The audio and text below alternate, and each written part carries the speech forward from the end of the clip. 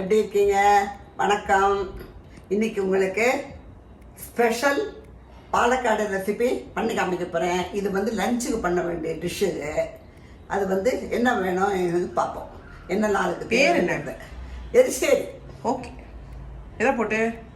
நான் வந்து மட்டன் போட்டு, அதாவது பரங்கிக்காய் மட்டன். அதுக்கு என்ன வேணும் பார்ப்போமா? ஒரு 200 கிராம் பரங்கிக்காய் எடுத்துங்கோ. அதை பருவ நறுக்கி வச்சுங்க பொடி பொடியாக. அப்புறம் தாளித்து கொட்டுறதுக்கு கடுகு, ஒரே ஒரு மிளகா வத்தல், கொஞ்சம் கருவேப்பிலை தாளித்து கொட்டுறதுக்கு. அது கடுகெல்லாம் வெடிச்சப்புறம் நம்ம தேங்காய் பூ வச்சுருக்கேன், அதை வறுத்து போடணும், கடைசியில் கொட்டணும். அப்புறம் உப்பு, மஞ்சப்பொடி, கொஞ்சம் மிளகாப்பொடி, காரத்துக்கு மிளகாப்பொடி, தேங்காய் எண்ணெயில் தான். இதுதான் அரைச்சி விடணுமே. தேங்காய் அரைச்சி விடணும். அது இதெல்லாம் முடிச்சப்புறம் ஒரு பெரிய 1.5 பத்து தேங்காயை அரைச்சி விழுதா வச்சுங்க. வெறும் தேங்காய் ஒரு எதுவுமே போட வேண்டாம். ஏன்னா இப்போதான் நம்ம எல்லாத்தையும் போட போறோமே, வேக போகுது. இப்போ நம்ம எப்படி பண்றதுன்னு பார்ப்போம். ஓகே. தேங்காயை இருப்பச்சட்டிலையோ பாத்திரத்துலையோ இல்லை, பரங்கிக்காய் சீக்கிரம் வெந்ததுக்காக குக்கரில் போடணும்னு அவசியம் இல்லை. பரங்கிக்காயை போடுங்க. அதுக்கு வந்து மஞ்சப்பொடி போடுங்க. உப்பை நம்ம அப்புறமா போட்டுக்கலாம். மஞ்சப்பொடி 2 சிட்டிகை போடுங்க.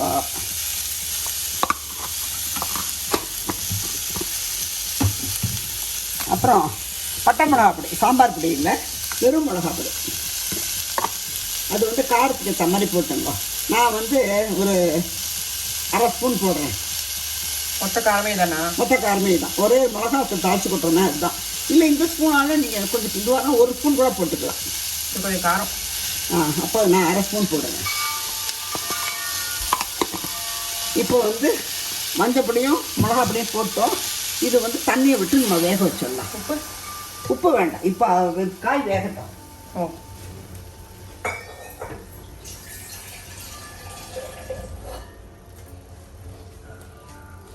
காய் முங்குறதுனா தண்ணி ஊற்றிடுங்க.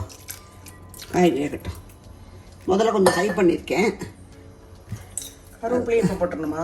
கருவேப்பிலை தாளிச்சு கொட்டும் போட்டுக்கலாம். ஓகே. கொதிக்க ஆரம்பித்த உடனே நீங்கள் சிம் பண்ணிவிட்டு மூடி வச்சிடுங்க. கொதிக்கலை, இன்னும் கொதிக்க ஆரம்பிக்கட்டும். இது ஒன்லி பரங்கிக்காய் தான் பண்ணணுமா? ஆமாம், பரங்கிக்காய் தான். சேனையில் மட்டன் எரிசேரின்னு இருக்கு பேர். சேனையில் எரிசேரி பண்ணலாம். இதே இதுதான், அதுவும் ப்ரொசீஜர் தான் அதுவும். சரி, இப்போ பாருங்க கொதிக்கிறது. இன்னும் 2 கொதி சேர்ந்து வரட்டும். எல்லா இடமும் கொதிக்க ஆரம்பிக்கும். ஓரமெல்லாம் தான் கொதிக்கிறது. எல்லா இடமும் சேர்ந்து கொதிக்க ஆரம்பிக்கிட்டோம். நம்ம மூடிட்டு சிம் பண்ணிடலாம். அப்போ பரங்கிக்காய் நல்லா வெந்துடும். உப்பு போடல? உப்பு போடலை. இது வெந்தப்புறம் உப்பு போட்டுக்கலாம். ஆமாம், பரங்கிக்காய் ஒரு மசிச்சுட்டு கரண்டியால் நம்ம உப்பு போட்டுக்கலாம். சரி, பார்க்கலாம். இப்போ பாருங்க, பரங்கிக்காய் நல்லா வெந்துடுத்து. நான் மசிச்சு விட்டுட்டேன். ஒரு கொஞ்சம் எதுக்கு வெல்லம் போடுறோம்னாக்க உப்போ காரமோ அதிகமாக இருந்தால் இது காம்பன்சேட் பண்ணிவிடும். அதுக்கு தான் நம்ம வெல்லம் போடுறோம். இப்போ இதுக்கு தேவையான அளவு உப்பு போட்டுங்கோ. இது நான் டீஸ்பூனால் ஒரு 1.5 ஸ்பூன் போடுறேன். நீங்கள் வந்து காரத்து உங்களுக்கு இது டேஸ்ட்டுக்கு ஏற்ற மாதிரி போட்டுங்க. ஏன்னா சில உப்பு வந்து கருப்பு தன்மை ஜாஸ்தியாக இருக்கும், சிலது கம்மியாக இருக்கும். அதனால் பார்த்து தேவைப்பட்டால் வேணால் அப்புறமா போட்டுக்கலாம். 2-3 சிட்டிக்கை நல்லா மசிஞ்சிடுத்து, நல்லா வெந்து மசிஞ்சிடுத்து. இப்போ வந்து இதுக்கு வேணுங்கிற அளவு தண்ணியை ஊற்றி இதை வந்து கொதிக்க விடலாம். ஒரு 10 கொதி கொதிக்கட்டும். தேங்காய் போடுங்க. தேங்காய் வறுத்து தான் போட போகிறோம். தேங்காய் விழுத போட்டுருவேன். இப்போ அது சேர்ந்தா கொதிக்கட்டும்.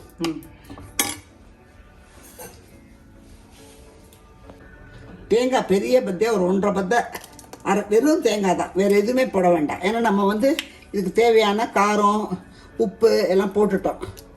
அதனால் இது எதுவுமே போட வேண்டாம். அளவு ஊற்றினா போதுமா? அளவு ஊற்றினா போதும். அதாவது நம்ம பெசஞ்சு சாப்பிட்ற மாதிரி இருக்கும், தொட்டுக்கிற மாதிரி இருக்கிறதுல அந்த பதத்தில் பண்ணேன்னாக்க உங்களுக்கு சரியாக இருக்கும். 2 in 1 ஆகிடும்.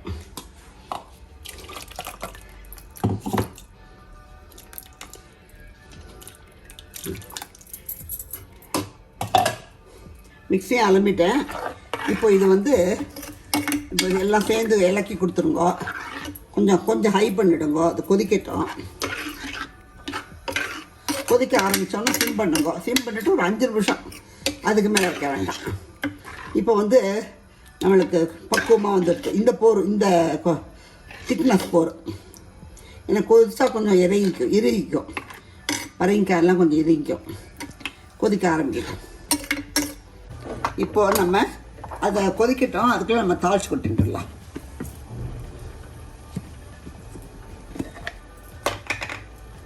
இது பெங்களூரில் அதனால் தேங்காய் எண்ணெய் உறைஞ்சிடுது. இது கொஞ்சம் தேங்காய் பூ வறுக்கிறதுனால கொஞ்சம் கூட போட்டுங்க. இல்லைன்னா கடுகு மாத்திரம் முங்குற மாதிரி பூண்டா போகிறோம். அது தேங்காயும் வறுக்கிறதுனால கொஞ்சம் பச்சை தேங்காய் ஊற்றுறமா? வேண்டாம், இது போதும். வெந்தயம் கிடையாது? இல்லை வேண்டாம், வெறும் கடுகு தான். ஆமாம், கடுகு தான்.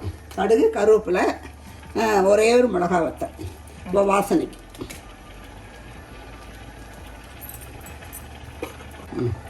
இப்போது நல்ல ஒரு டேபிள் ஸ்பூனால் கொஞ்சம் 3/4 ஸ்பூன் போட்டுங்க கடுகு வெடிக்க ஆரம்பிக்கிட்டோம். மிளகாவத்தில் கிள்ளி போடுங்க. இல்லைன்னா மிளகாவத்தில் ரொம்ப செவந்துடும்.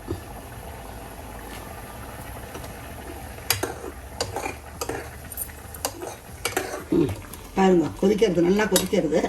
இப்போ நீங்கள் கேஸ் அணைச்சிடுங்க.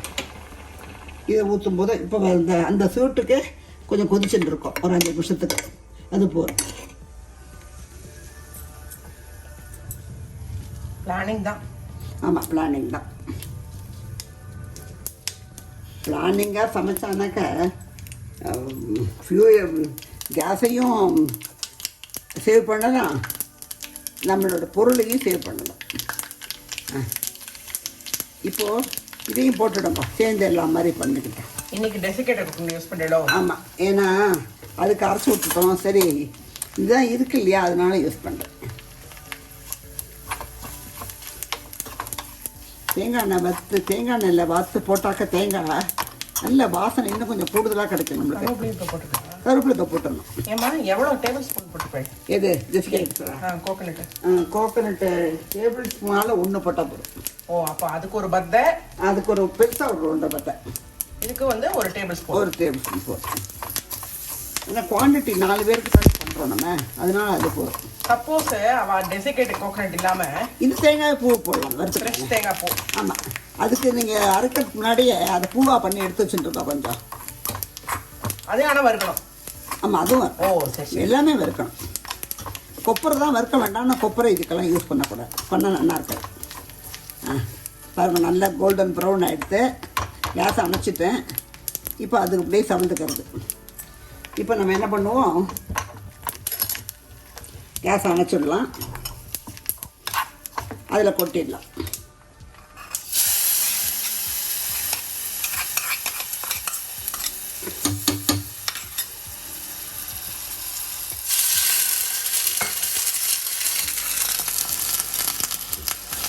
எதுக்கு இதை அப்படி ஊற்றுறேன்னாக்க அதில் ஒட்டி இருக்கிறதெல்லாம் தொடச்சுன்னு வந்துடும்.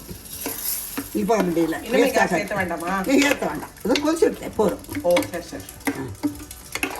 பாருங்க, இந்த திக்னஸ்ஸு. இல்லை உங்களுக்கு பெசஞ்சு சாப்பிட்றதுக்கு இன்னும் கொஞ்சம் லூஸாக வேணும்னாக்க அப்போ இன்னும் கொஞ்சம் தண்ணியாக ஆட் பண்ணணும். வேறு ஒன்றுமே இல்லை, உங்கள் சௌகரியம் தான். Mutton எரிசேரி ready. லஞ்சுக்கு நல்லா இருக்கும். பப்படம் இதுக்கு காம்பினேஷன் வந்து பப்படம், காய்ச்சின பப்படம். இல்லை உங்களுக்கு பப்படம்லாம் வேண்டாம், சாம்பார் சாதத்துக்கு தொட்டுக்கிறதுனாலும் தாராளமாக தொட்டுக்கலாம். சாம்பாருக்கு, ரசத்துக்கு, மோர் குழம்புக்கு எல்லாம் தொட்டுக்கலாம். Mutton எரிசேரி ready. பண்ணுங்கோ, சாப்பிடுங்கோ, எனக்கு ஃபீட்பேக் கொடுங்கோ. நெக்ஸ்ட் ரெசிபியோட உங்களை நான் மீட் பண்ணுறேன். பாய்.